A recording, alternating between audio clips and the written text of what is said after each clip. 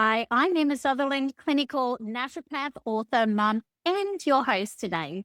With over 20 years of experience in clinical practice, I've helped thousands of families transform their health using evidence-based integrative strategies. Now, I am deeply passionate about making science simple and actionable so you feel confident and empowered in your health decisions. This channel is your go-to for trusted insights, expert conversations, and practical tools that support real-life wellness. Now, in clinic, I work with a lot of women supporting their fertility journey, and this can be such a big process. Not only the hormonal roller coaster and the physical toll, it's also the emotional and psychological one that has such a significant impact. So today I'm joined by somebody whose work beautifully blends movement, mindfulness, and fertility support. The lovely Jen Edmonds. She's the founder of Element Pilates Yoga and the podcast Your Journey to Fertility, where she holds space for real, honest conversations on conception, womanhood, and wellness. Now, I think what really stands out about Jen is how she brings a warmth and wisdom to what can be an incredibly emotional and complex time in a woman's life. Through movement, breathwork, and a deep understanding of the mind-body connection, she supports women to feel grounded, connected, and empowered on their own fertility journey. Jen, I am so happy you are here today. Let's dive into your story and all the incredible work that you are doing. So, Jen, can you take us back to the very beginning? What led you to create your business and to launch your podcast? The very beginning, I think really we have to go back to when I got married. So I got married when I was 33 and we were relatively young in the scheme of things. We didn't think we'd have any trouble conceiving a family. And we're very excited. We thought, I'm going to get onto this straight away. And that just wasn't how our journey worked out. So when I was 34, I was diagnosed with having gone through early menopause. I had gone off the pill 18 months prior and my cycle had never returned. So we tried all sorts of different medications to try and get me to ovulate. Nothing seemed to happen. My cycle was just gone. And then after a little bit more testing, the doctor's diagnosis was, I'm sorry, but we think that you've just, aged 15 years somehow and you've pretty much got no eggs left. And it was pretty devastating. And they said to us, look, if you want to have a family and you want to use your own eggs, you better do IVF immediately and just let's not delay. So we did, and it didn't work. And that left us in a really difficult place. And we thought, well, this is probably not going to happen for us. What are we going to do? We decided to take a little bit of a break. We changed clinics, worked with a new doctor. We worked with a wonderful naturopath for a few months as well. And then the second round of IVF we did, it went a little bit, but not great, but a little bit better. And we ended up with one little embryo. And, the chances of one embryo surviving in the lab for 5 days and then transferring and becoming a pregnancy, it's so low, but it did. Slim. And Yeah. very, very slim. But that one little tested embryo did make it all the way. And that little girl is about to turn 7. So that was my first journey of trying to conceive. And my husband and I are only children. We always wanted to have a big family. We probably realized at this stage a big family probably wasn't going to be on the cards for us. We thought we would love to just have another baby and then just move on. Just let's have our baby. Let's move on. So we thought we'll go back to IVF and we'll just do it again, put these years behind us. When my daughter was 1, the most amazing thing happened. My cycle started again. So I stopped breastfeeding and I went to the bathroom one day and my period was there. And I was a bit stopped. I know, but it came back the next month and then the next month. So it turns out I wasn't in early menopause. And we thought this was amazing. And we were so excited because we never got to try the first time. So we thought, this is going to be so easy. We're going to have our second baby. And no, that is not the way things worked out, sadly. We ended up being diagnosed with a whole bunch of different issues this time. So whilst my cycle was regular, it was a bit short. So I was told I had very low progesterone. I also found out I had a thyroid condition. We found that my fallopian tubes were partially blocked. And then we ended up with some male factor infertility at this time as well. Coupled with my age, I think I was about 37 by this stage, they said, look, let's not wait too long. We'll try a few treatments. We did a few rounds of letrozole, which induces ovulation, and I was given progesterone to lengthen my cycle. I developed chronic insomnia around this time as well. So I was put on sleeping tablets. I was taking thyroid meds. I was a mess. So none of that worked. So we went back to IVF. And this time we got 2 embryos, 2 perfect little embryos. It was like Amazing. everything on paper was perfect, but neither of them stuck. And then that was in March of 2020. And we all know what happened in March in 2020. Yeah. It closed down and all the fertility clinics closed as well. So we had no option to keep trying. So we were pretty sure that was the end of our journey. I was a Pilates teacher and I'd been teaching for about 12 years or so at that stage. A girl I used to work with who was a yoga teacher said, I know this woman who teaches fertility yoga. Do you want to give it a go? I was like, not really.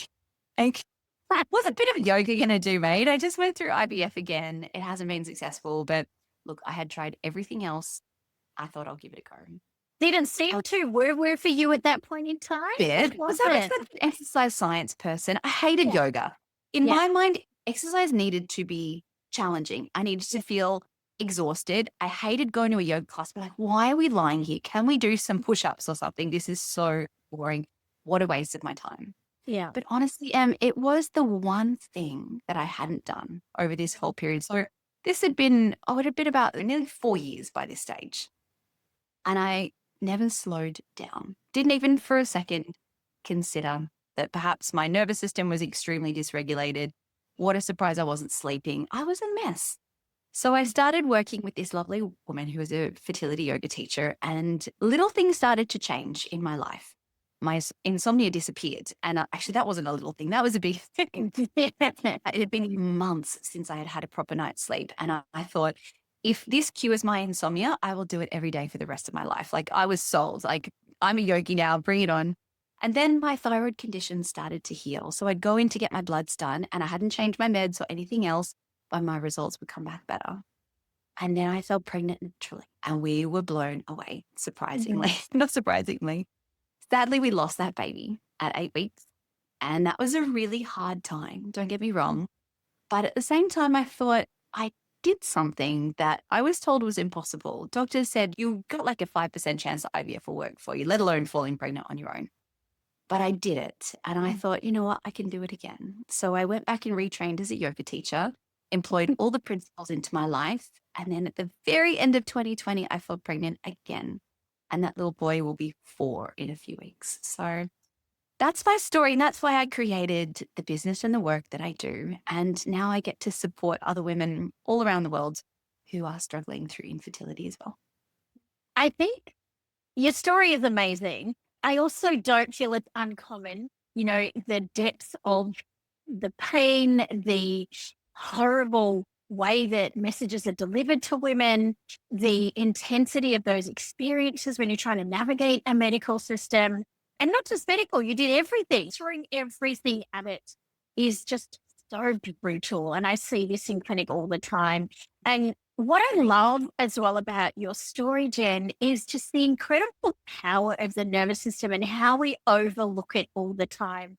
Our modern day world is not what we should be experiencing, this 24/7 go, go, go, never turn off. Our nervous systems are collectively dysregulated. And I think that things are not supposed to be great when our nervous systems are dysregulated. And the phenomenal occurrence that happened when you regulated your nervous system for long enough was that your body felt safe enough to ovulate, and it did. And it procreated against all odds. That you found that through fertility yoga, I think is just such a lesson for other women, that may be struggling. Thank you. I completely agree with that. And this concept of regulating my nervous system was completely foreign to me. How did I live for more than 37 years of my life, 38 years, and I had never been taught this concept. And I'd just been going about my day. And you think and not just the fact that I felt pregnant, but so much of my life changed when I was able to bring regulation back to my body. And I don't know what else we need to do to help people kind of learn this, but we need to learn this. It's really frustrating. Yeah.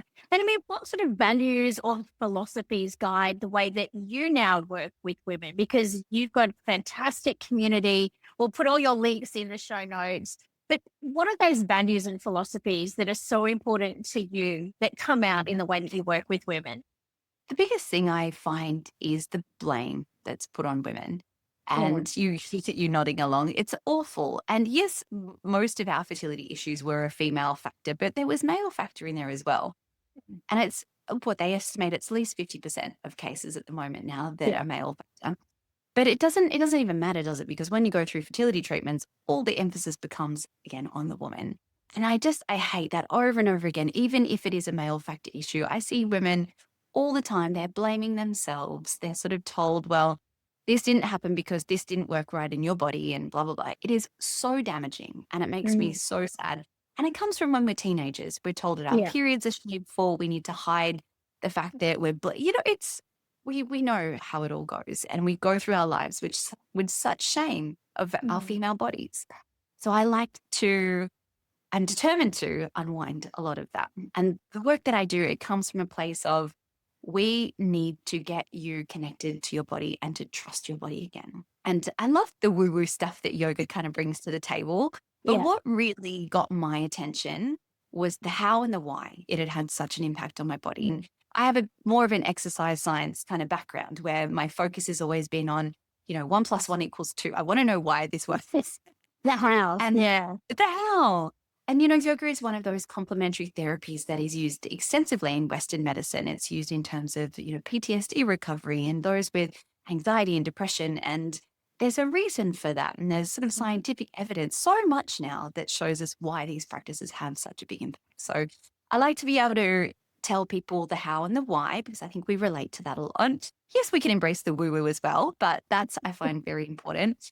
And yes, again, this idea of coming back to trusting your body is so important. It reminds me, I saw a patient last week and she was young. She was 26 and she wasn't trying to fall pregnant, but I was just, asking her about her hormone symptoms, doing the whole case taking that initial consultation. And then she said to me, like, I know exactly when I ovulate. I know exactly when this is happening. I know exactly. And I said to her, who taught you that? How do you know that? And she said to me, once I saw this amazing GP and she explained to me how the menstrual cycle worked, what ovulation symptoms look like. And so I was taking my temperatures and I understood my body. And that body literacy, I mean, and honestly, it should be taught in high school for one. I'm fuming that it's not taught in high school, but it's something that I try and impart on every woman, especially young women that come to see me, is just how to tune into their bodies and to understand the cues their bodies are telling them and raise that awareness in their own selves. And I think, like, for you, like, how does that mind body connection work for you in the work that you do? Oh, it's everything, isn't it? And you're right. Like my sex education at school was you're going to get pregnant anytime you have sex. Let's worry about STDs. Like there was zero information given around the beautiful synchronicities of the menstrual cycle and Yes. your body telling you through this. And we throw young girls on the pill. I was thrown on the pill for 15 years. Same. And Same. it's like, well, we're just masking symptoms that are going Mm. to present later on. So the mind body connection is a big one. And I think that we can prove the mind body connection really easily. If you think about a big, juicy lemon, you cut that lemon and you squeeze it and you're looking at it and you think, oh, you can already feel like what's happening in Yeah. your mouth, The visceral, right? like, Exactly. But there's no lemon. So you're yeah. bringing that into your mind. So your body is having a physical reaction by something you've created in your mind.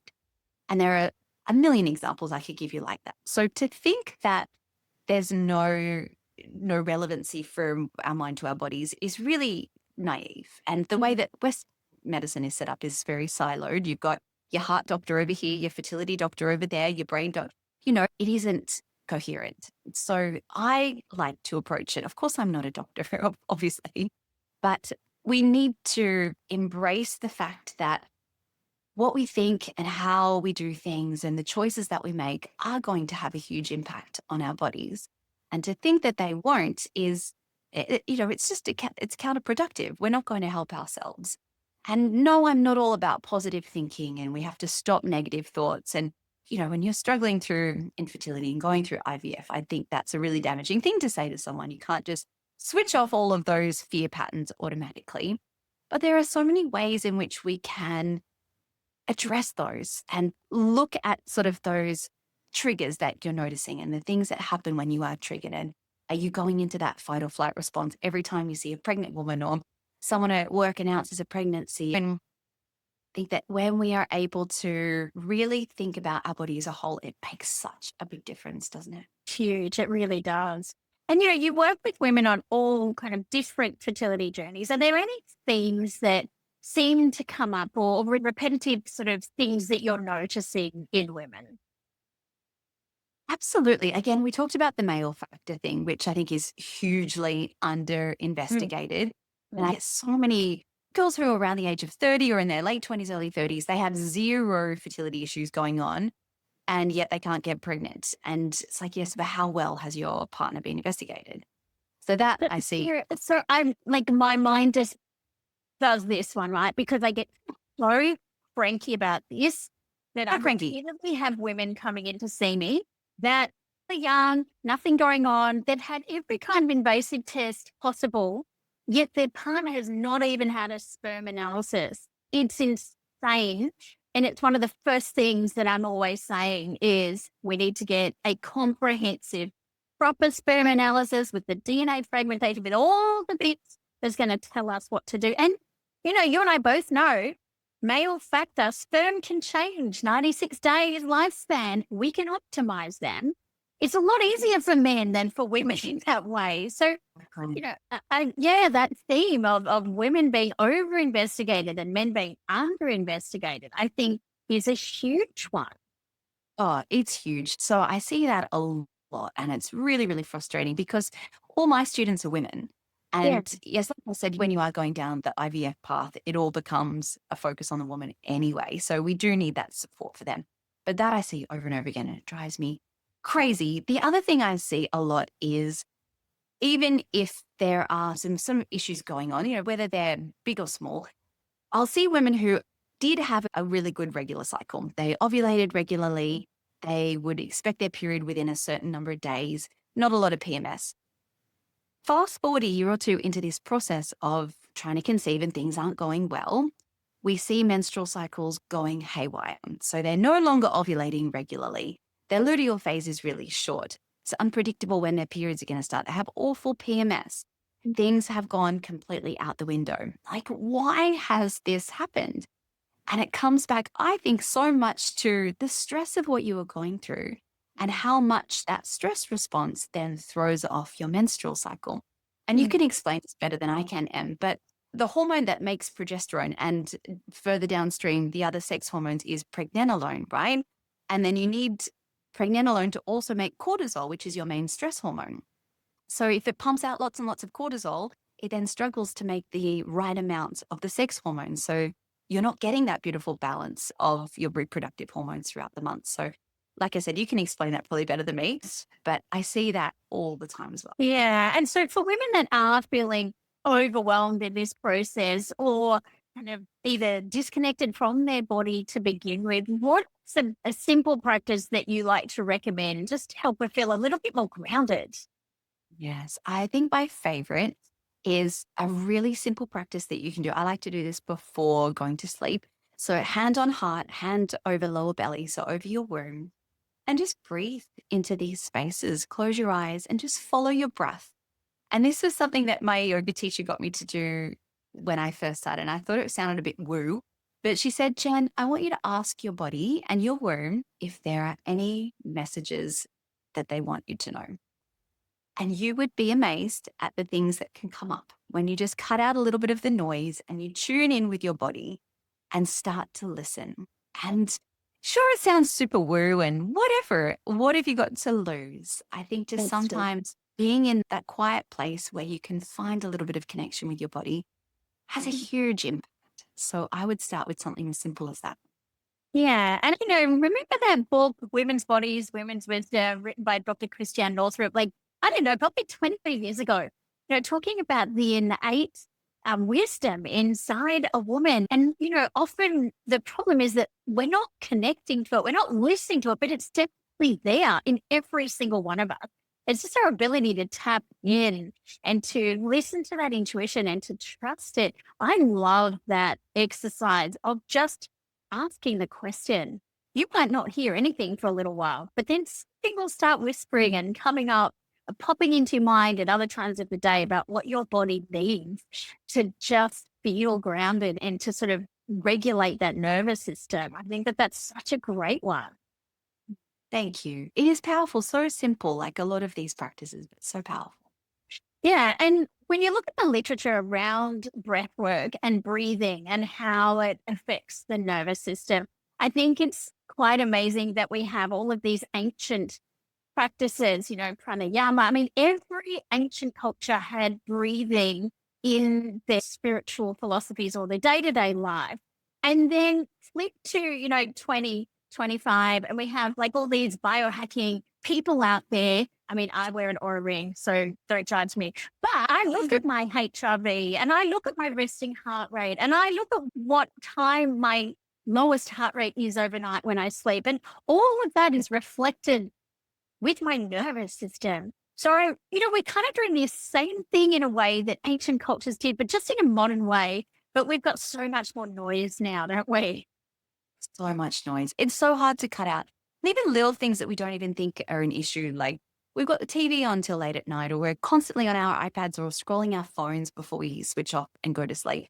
Like your brain was not designed to deal with all of the problems of all the humans on the planet all at once. Like even opening the news is so dysregulating to our nervous systems. And, it's like, oh, I'll check the news before I go to bed, or I'll scroll social media. And your brain's like, it's no wonder that we are so dysregulated and we see so many flow on effects from things like that. So it is just little changes that we can make that have a huge difference.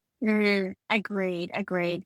What is your favorite thing about working in this space of fertility? Oh, goodness. I have so many things that I love about this. A combination of the most devastating lows, like the things that Yeah. people go through, and you think, how do women get through these? But on the flip side, have seen the most unbelievable things that you don't even think are possible. They're actual miracles, but they're not. They're just women making amazing things happen because women are amazing. So I think that is the thing that I love the most, is seeing what women are capable of and just reminding them that, sure, I'm here to guide you and give you the tools and everything, but I didn't do any of what you made happen. It was all you. And I think when women realize that and they see the power that they have, it is huge. And it has a massive flow on effect, well beyond let's have a baby. It's like, well, look what I'm capable of. Even in my own life, I brought a pregnancy into the world, a healthy, beautiful little baby, when I was told that would never happen. I thought, God, I can do that. I can do anything, literally anything. Yeah, exactly. And I can really relate to that, being a mom. Like when I was pregnant, I had two uterus. And so my pregnancy was this like high risk pregnancy, and Sophia was stuck in a breech position. And there's all these different things that were kind of going on, really stressful. But, then when she finally came home and I had this little bubba, it was so hard. And I look back on it now and I go, gosh, women are so strong. And it's almost like by having her, I've evolved into this totally different woman that I would have if I hadn't have had her. In as far as I have been pushed to the nth degree, stretched like a rubber band, really experienced things that have been so difficult. But for that, I'm so grateful at the same time. And I think, for you and what you have achieved, with your babies is equally just incredible. Like, you must feel so, yeah, I don't know what the word is, just so in Invincible. your body. Basically are. That's right. Now, you've got an amazing podcast that we will link to, and you have interviewed many, many incredible people on there. I've listened to so many of your episodes. What's one insight or maybe one story that's really impacted you or stayed with you? Oh, goodness. I've had some incredible guests on the podcast, just like these incredible women from all around the world. I think my absolute favorite was this woman who I worked with her for a really long time. So it wasn't one of those magic, oh, she came and worked with me for a month and she fell pregnant. I do have some of those stories magically as well. But there was this one girl that I worked with who I interviewed on the podcast, and she got to come and share her story. So she fell pregnant with her first daughter without any concerns. She was in her mid-30s, second month of trying, healthy baby done. And then they waited a few years to have their second because they assumed it would be easy again. So she was in her late 30s and tried for a couple of years, nothing happened. And then being in her early 40s, she was referred to IVF by every fertility doctor that she saw. She thought, I just don't feel like that is the path for me. She was a yoga teacher as well, actually. And she came and worked with me. And she's like, I just want someone to guide me and hold me through this part of my journey.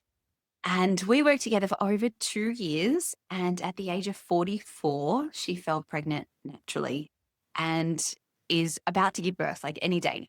Told the option of IVF is basically this like first port of call almost these days, where IVF was designed to overcome physical barriers to pregnancy, like blocked fallopian tubes or lack of sperm. It wasn't designed as a fix-all for, oh, you've got unexplained infertility. Oh, you're in your 40s. IVF's your only answer. And I loved the way she always trusted her body and came back to that knowing. And she had miscarriages along the way. And she just knew in her heart that it was going to happen. And she did it. Yeah. And Incredible. it's incredible. And I think if someone can do that in, her mid-40s, then I think that's an inspiration to us all. Absolutely is. It's just an incredible story. That term, unexplained infertility, I have such a bugbear with that. And, technically it's 30% of infertility is unexplained. And look, in my professional experience, it's because the right tests haven't been done. It's as simple as that. It really leaves women in such a tortured mental state when they're just told unexplained, because there is no end to that. There's no answers. I find that incredibly cruel. But yeah, I just want to say to anyone that's listening, there's probably more tests that could be done that haven't yet been done. So keep researching on that side of things. And Jen, how can women work with you? Tell us what you offer. Oh, gosh. So I have something really exciting coming up in a few weeks that I only offer once or twice a year. It is a free 3-day live fertility yoga training series. So it's an opportunity for you to come and meet me. I'll teach you all about cycle syncing and how to kind of really work with your body and your menstrual cycle. We go through heaps of tools that help with nervous system regulation. We have some guided meditations, visualizations. We do some really beautiful slow flow yoga practices that are safe for all stages of menstrual cycles, as well as during fertility treatments. So that is coming up on the 29th of July. I will send you the link. So that is completely free. We go for about 75 minutes, 3 days in a row. And that's a standalone course. Like, you get the recordings, you can take that with you and use it as much as you want. I do have a program opening after we complete that if you want to work a little deeper with me. But that is something that I'd love to have people come and join, because it's nice to share in the energy of a bunch of women who get it and are going through what you're going through. And it's such a relief to know that you're not alone. So I'll give you the link to that. It would be amazing to have you. And like you said, Em, I have a podcast. It's called Your Journey to Fertility, where I talk about all these things. And I'm sure people are probably sick of me talking about nervous system regulation by now, but I'm going to keep going. So come and join me on Instagram or TikTok as well. If you search Jen Element Pilates Yoga, you will find me on any of the platforms. So thank you for having me, Em. My pleasure. Thank you so much for joining us, Nan. Loved talking to you. And all of those links will be in the show notes below. So head there, and we would love you to do that little sampler of Jen, the 3-day sampler, to see what it's like to work with the lovely you. Thank you. Pleasure. Take care, Jen. Hey, before you take off, I'd love to ask you something. Are you getting value from the content I'm producing for you? If you are, and you want to show your appreciation, there are 3 simple ways that you can do it. Subscribe to the channel if you haven't already. Rate and review my channel. And thirdly, share this video with somebody you know will get value from it. These might seem like small things to you, but for me, they are big levers. By doing this, you really continue to allow me to create the kind of content that's valuable, plus reach more people just like you. So if you're the kind of person who likes to give value for value, just choose one of those actions. Subscribe, rate, review, or share the video. Thanks in advance.